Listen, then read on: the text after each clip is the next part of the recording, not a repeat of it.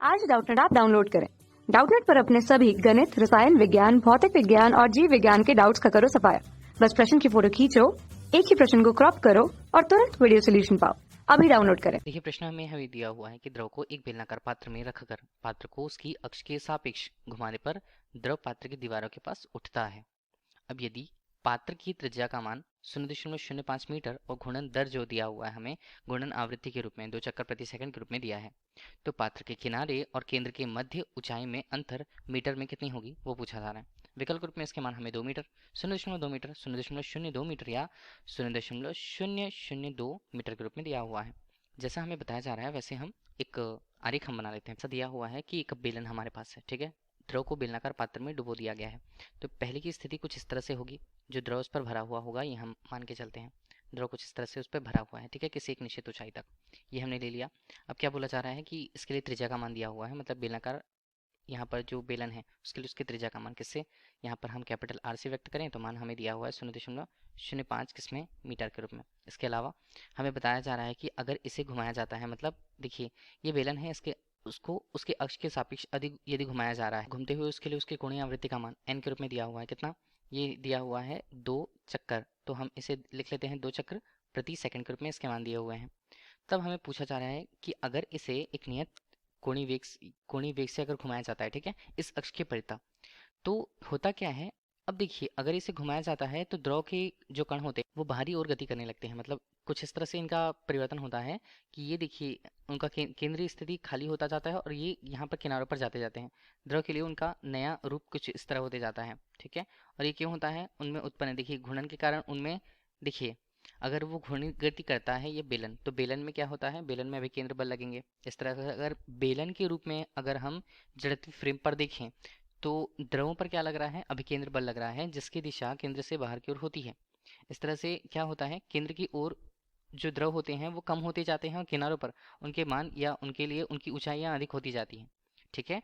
तो हमें यही प्रश्न में पूछा जा रहा है कि अगर उसे 2 चक्र प्रति सेकंड के कोणीय आवृत्ति से अगर घुमाया जाता है जिसकी त्रिज्या हमें दी गई है, तो पात्र के किनारे और केंद्र के मध्य पूछा गया है। और अंतर के लिए हमें बोला जा रहा है कि केंद्र के मध्य की ऊंचाई, केंद्र के मध्य की ऊंचाई कुछ इस तरह हमने ले लिया और यहाँ पर जो किनारा है तो पात्र के किनारे और केंद्र तक के लिए उसकी दूरी को हमें पूछा जा रहा है कि वो कितना मान है।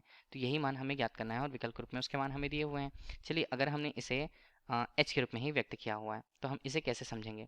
प्रारंभिक रूप से अगर हम ये मानते हैं कि बेलन के साथ द्रव यहाँ पर विरामावस्था में रखा हुआ था, तो रखे हुए अगर हम ऊर्जा संरक्षण के नियम का उपयोग कर लेते हैं, ठीक है, ऊर्जा संरक्षण के नियम का उपयोग करेंगे तो हम क्या बोले, यहाँ पर हम कहते हैं कि एकांक आयतन पर, देखिए द्रव के लिए उसका एक निश्चित आयतन है, तो एकांक आयतन पर जो उसकी स्थितिज ऊर्जा होगी, ठीक है, पहले प्रारंभिक अवस्था में जो उसकी स्थितिज ऊर्जा रही होगी, अब हमने उसे क्या कर दिया, उसे एक निश्चित कोणीय वेग से घुमाया।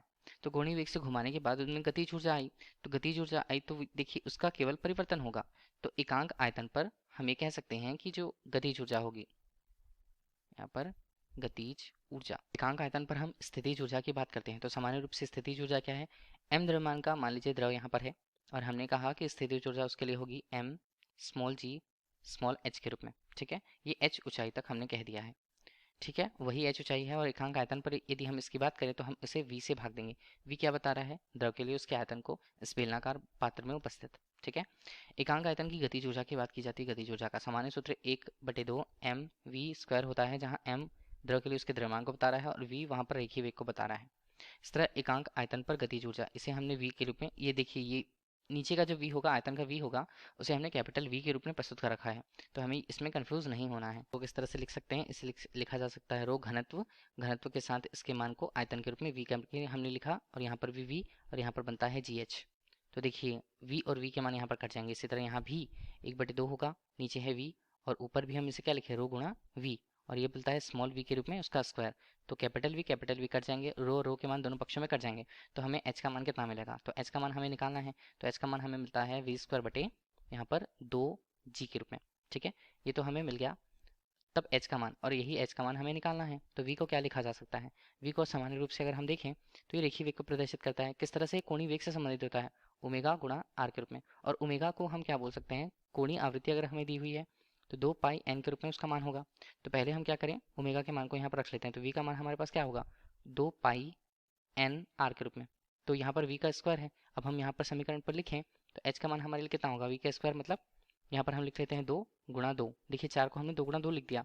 पाई स्क्वायर होता है वहाँ पर, n स्क्वायर होता है और r स्क्वायर होता है यहाँ पर, ठीक है। और नीचे देखें तो उसके मान क्या बनेंगे हमारे पास, नीचे हमारे पास मान है उसका 2 स्मॉल जी के रूप में। तो 2 और 2 के मान यहाँ पर कटेंगे और स्मॉल जी यहाँ पर है, तो h का मान हमारे पास कितना बनता है, h का मान हमारे पास बनता है 2 पाई स्क्वायर यहाँ पर n स्क्वायर r स्क्वायर के रूप में, और बटे हम यहाँ पर इसके मान को देखें तो ये स्मॉल जी के रूप में इसका मान प्रदर्शित होगा। तो h का मान हमें कुछ इस तरह से मिल गया। अब हम यहाँ पर अगर देखते हैं सभी के मानों को रख करके क्या क्या हमें दिया हुआ है, तो h का मान अगर हमें निकालना है तो 2 है और 2 हमने ले लिया, पाई को हमने लिखा 3.14 और उसका कर दिया वर्ग। यहाँ पर n का मान कितना दिया हुआ है, n का मान दिया हुआ है 2 चक्र प्रति यहाँ पर सेकंड के रूप में, तो 2 का यहाँ पर क्या होगा, 2 का भी यहाँ पर स्क्वायर होगा। r कितना दिया, r हमें दिया 0.05 मीटर के रूप में, तो उसका भी हमने वर्ग कर दिया और नीचे हम मान को देखें तो हमारे पास बनता है 9.81 के रूप में। इस तरह से h का मान हमारे पास हल करने के बाद कितना मिल रहा है, इसका मान हमें 0.02 किसमें मीटर के रूप में प्राप्त होता है हल करने के बाद। तो h का मान हमें मिल गया। इसका मतलब है कि केंद्र से हम देखें द्रव के लिए तो पात्र के किनारे तक के लिए उसकी ऊंचाई में अंतर जो होता है वो h के रूप में 0.02 मीटर हमें मिलता है। तो इस प्रकार इस प्रश्न का उत्तर 0.02 मीटर होगा। विकल्प के रूप में अगर हम देखते हैं तो उसके मान हमें विकल्प सी में प्राप्त होंगे। तो हमारे लिए इस प्रश्न का सही उत्तर विकल्प सी रहने वाला है, 0.02 मीटर। धन्यवाद। कक्षा 6 से 12वीं से लेकर नीट, IIT, JEE वो एडवांस के लेवल तक 1 करोड़ से ज्यादा छात्रों का भरोसा। आज ही डाउनलोड करें डाउटनेट ऐप या व्हाट्सएप करें अपने सारे डाउट्स 8400 400 400 पर।